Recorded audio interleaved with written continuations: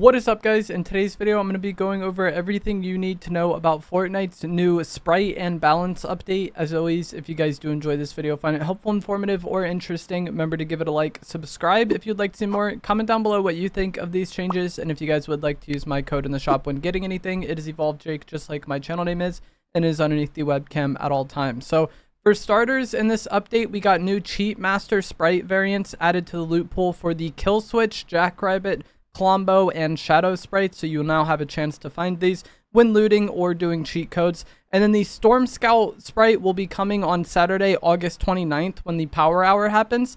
With this sprite, after taking 10 storm damage, it will give you the overdrive effect and unlimited stamina for between 10 and 20 seconds, depending on what level it is. And then at level 5, it will also reveal future storm circles just by having it on your back. So this will be a sprite that allows you to move faster in the storm, but also allows you to better predict the storm if you have it fully leveled. I feel like prior to level 5, it'll be kind of mid, but at level 5, it'll definitely be pretty helpful, especially in team game modes. Like having somebody in your squad carry this will be really helpful. I don't really foresee myself wanting to use it in solos, though, especially at the moment with how well the Shadow Sprite and Oni Shotgun go together. That's what was changed with sprites, but we also got a lot of gameplay changes in this update. So for starters, they buffed the Sonic boots. When you go into the ball form, the ball is now smaller and the hitbox was also reduced as well. So it should be harder to hit people who are in the ball form of the Sonic boots. While playing today, I didn't really notice this change much at all. And it doesn't make the Sonic boots so OP that people can just flee fights whenever they want. It's still a pretty counterable mobility item. And so I feel like most people's opinion on this probably isn't really going to change. The Mega Man Blaster got yet another buff, and the regular damage was increased from 40 to 48. The quick charge damage, which I believe is just when it's not fully charged, was increased from 80 to 96. And then the full charge damage was increased from 120 to 144. So that is going to be a pretty significant buff to the full charge Mega Man Blaster. If you ever have somebody playing cover, playing around a bush, anything like that, this thing is going to be more lethal than it previously was. And then also the slide effect of this also got improved. The slide boost is going to send you faster and last longer than it previously did. So you're going to be, the slide is just better essentially. And then also the time to regen a slide boost was decreased from 4 to 3 seconds. I feel like this isn't enough to probably change how you feel about the weapon.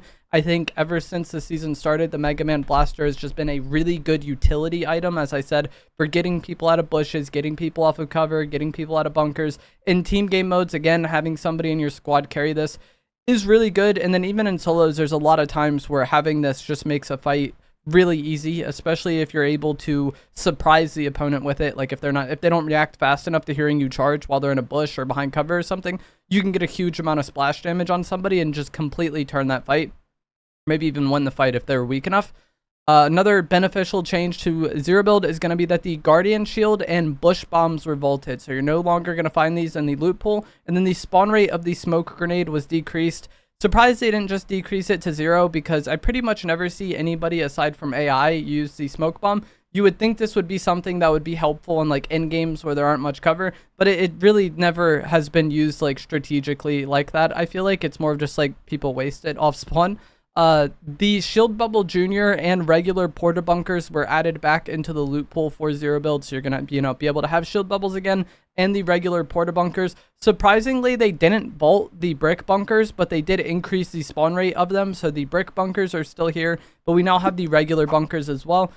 This is, these items have pretty much always been good in Fortnite, but it's not always something I want to carry. With how this season plays out, though, if you watched my loadout video yesterday, there was a slot that was really just up to you. And so maybe, if you really like having shield bubbles or you really like having bunkers, you end up using them, now with these changes. I know that the current map, a lot of players have complained that it feels very open, especially in certain areas. And these bunkers or shield bubbles can definitely help with that. Also, when dealing with people using like the tail sprite, I think shield bubbles could also be pretty beneficial there if you are struggling to deal with the tail sprite, especially if you're struggling to deal with people using the tail sprite kind of Mega Man Blaster combo. If they're just sitting in the sky raining down shots and you really struggle to hit people like that, then having your shield bubble set up could, help make that fight a little bit easier for you.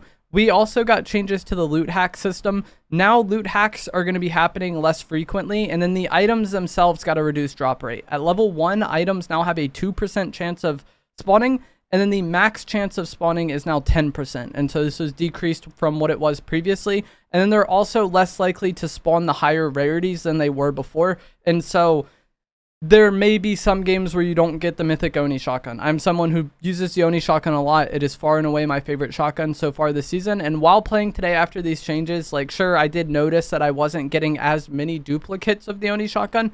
But after looting a POI off spawn, it was pretty infrequent that I didn't have one. And while playing against other people's, it still seemed like a lot of people were using the Oni shotgun. So it's not like they killed these to the point of irrelevancy. You're still going to be able to get the loot hack items. They're just going to be happening a little less frequently, and you might have to settle for a lower rarity, like maybe the purple, instead of like the gold or mythic. Golden fishing holes also got reduced. The spawn rate of them is now 20%, so they're going to be happening less frequently than they were before.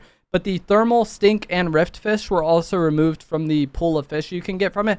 So when you do get this, you're still going to get your gold weapons, and you're probably going to get better fish than you were before.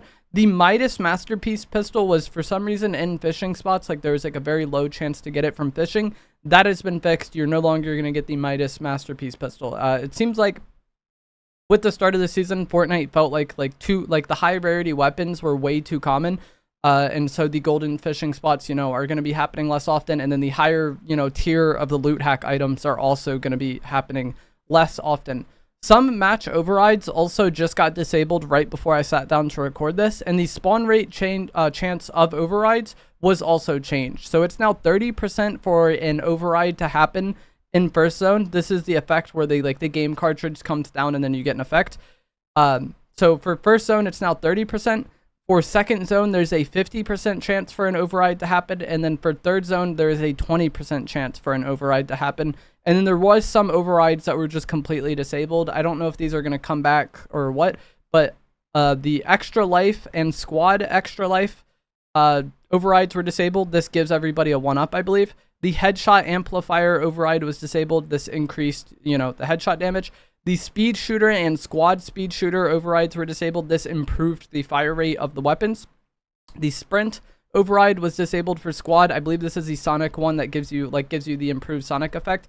And that is the squad one specifically. And then the squad pickaxe KO was removed as well. And the difference in overrides is there's some overrides that affect everybody on the map. And then there's some that only affect your squad or yourself if you're playing solos. And so for the final two, the sprint and the pickaxe, those were removed for squad only. The regular versions that affect everybody on the map should still have a chance to spawn. The Sprite Dust max cap was brought back to 200k. It was, for some reason, 20k at the start of the season. It was 200k last season, and then they made it 20k to start this season. And I thought this was maybe because since the loot hacks will be changing throughout the course of the season, they didn't want people just stockpiling a bunch of Sprite Dust and then, unlocking all of those weapons the moment they come out. But, it seems like they changed their mind on that because the cap is back to 200k. And right now probably wouldn't be the greatest time to farm Sprite Dust. But when the next Mastery Monday rolls around, if you play a few games and just farm sprites, you'll get a lot of dust and then probably not have to worry about it for a while, especially since they did reduce the cost of buying back sprites this season. There also is an interesting change happening to matchmaking, or like a trial. I'm going to read this word for word and then talk about it. They said, matchmaking and fairness improvements. We've seen feedback about matchmaking and how squatting up with friends of different skill levels has felt a bit sweaty. We're running an experiment to make it easier for squad parties with members of varying skill levels to play with each other in NA regions. We're aiming to expand this test to other regions after monitoring the results and making additional tweaks so matches feel fair. I think this is a very good change. I'm probably going to make a video on my second channel just talking about, the matchmaking in general. This is only affecting squads, seemingly. I don't know if, when Fortnite says squad matches, if they mean, squads, literally the game mode, or just team game modes. But my suspicion is that this is squads, as I said. And so this doesn't necessarily mean it would be easier. But from my experience, once Fortnite added skill-based matchmaking, in like chapter 2 or late chapter 1, it seemed like for team game modes, it took like some sort of aggregate or like average skill level of the team and then matched on that. In December of last year, so like the start of chapter 7, they made it to where team modes went off the highest ranked or highest skilled player in the lobby, similar to how ranked mode does. And so this can create situations where if you have friends that are a different skill level than you, it becomes very difficult for y'all to play with each other. Like if one of my friends messaged me and they haven't played Fortnite in years and you're like, yo, let's run games, they're probably not going to have that great of a time playing with me because I'm going to be bringing them into matches where they can't really participate. And whenever this topic is talked about online, I feel like there's a lot of like misconceptions, and that's why I kind of want to make a video of it on my second channel. The idea that a lot of people look at this as is like, oh, streamers are going to party up with a bunch of bad players and stomp lobbies. And then maybe that will happen. But the amount of people that are going to abuse that, I think, is a far fewer number than just the total, like, entire Fortnite community that happens to have friends that are a different skill level than them. And you know, you guys can comment on this in the comments.